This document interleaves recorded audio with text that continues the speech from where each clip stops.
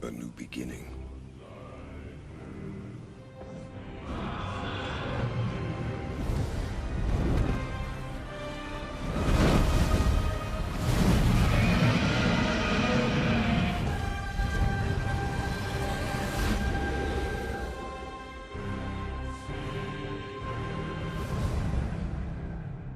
Greetings, ladies and gentlemen. This is Renegade Operative here, and I am sitting here relaxing, having a good time, and letting you guys clearly be aware of the obvious title in the video of what I'm about to talk about.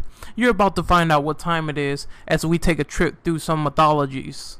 Let's talk a little bit about one series that made patricide and retribution all the more sweeter as Kratos, the god of war. What we're talking about today is the obvious change in the formula from the new God of War against the older games. What is exactly going to make the new game so special in regards to a reimagining and my thoughts on the new direction itself?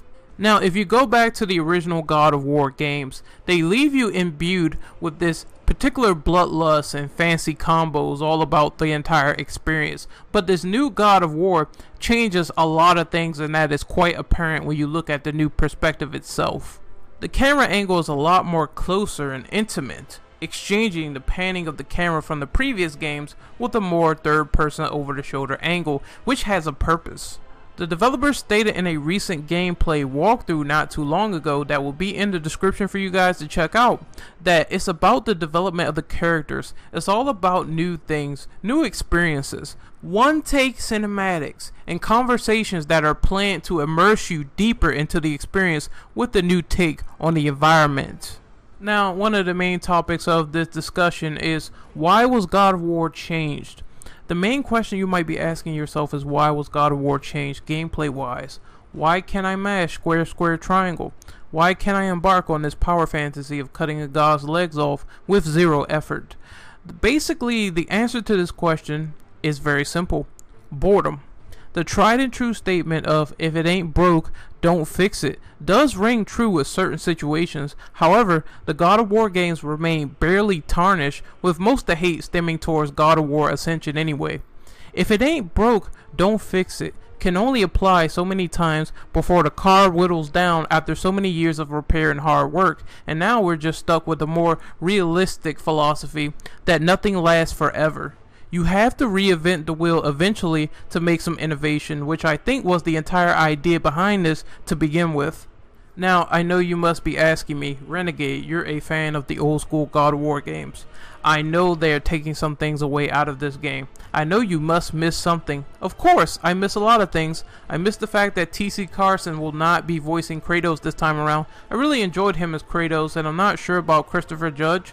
Even though I think he was decent as D-Mob, I'm not sure how he's really going to fit into the role. It's going to take me some getting used to see this, but I'm also going to miss the Blades of Chaos. Now, this was Kratos' traditional weapon. He used these blades with pure efficiency. I loved the Blades of Chaos, and I'm going to miss them in this game if they don't make some sort of return. Maybe it's a secret weapon. We'll see. Only time will tell. And I'm going to miss how you could pull off the extremely fancy combos in the old God of War games. How you could just pull off Medusa heads and turn people into stone. How you could just stomp imps into the ground. But we quite haven't seen how this new God of War will be from start to finish, especially with the weapons and enemies. We haven't seen everything yet, and I'm very optimistic to see what they can do. The combat now looks a lot more visceral given the new camera angle, and I do like the fact that Kratos can go barehanded at will, a rare feat that you only got through button prompts in the original God of Wars if you want to get technical. Also, for the record, God of War 2 is one of my most praised sequels of all time. I think if there's anyone with a better understanding of the series than we are, it's Cory Barlog, the main director of God of War 2, now directing God of War for the PS4. Now, another topic on the agenda is, why did they have to change the story? Why did they have to make the story more personal between the relationship of Kratos and his son? And why did they make the setting change from Greek to Norse mythology?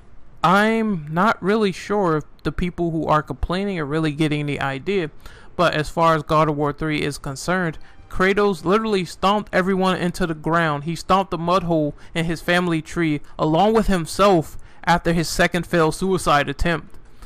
there's really nothing much for him to do after that period of time in the Greek era, considering that all the gods who opposed him died in the worst ways possible. Also, Kratos is kind of a dick.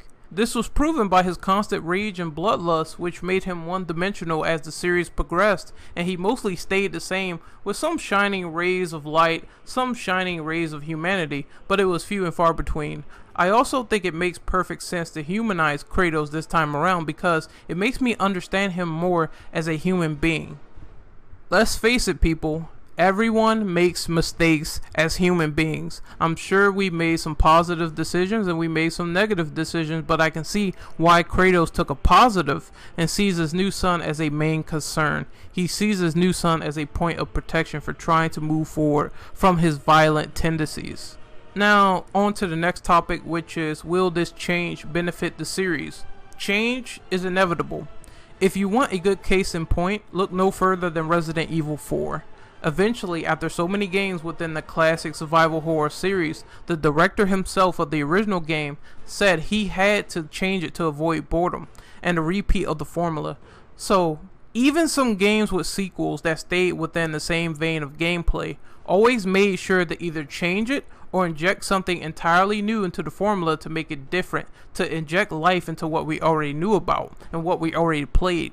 I think this has the potential to not only give us a new God of War title, but to also pass down the torch from Kratos to his son, and I hope he turns out to be Beowulf. Could you imagine that? A well-known Norse hero taking over the God of War series. Man, just imagine how awesome that reveal would be. So we have the last topic here. What do I personally expect from the new God of War and what I'm looking forward to?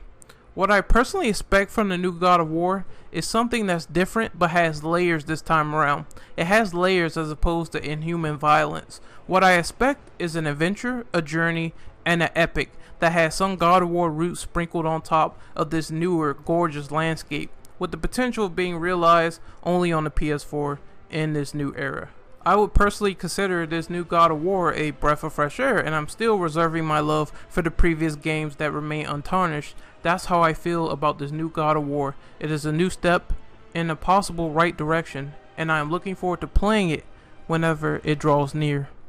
This is Renegade Operative signing off. Hopefully you guys enjoyed this God of War sort of analysis, comparisons to the original series, what they changed, and hopefully you guys really enjoyed this. So I will be around for some more vids. See you later, and take care.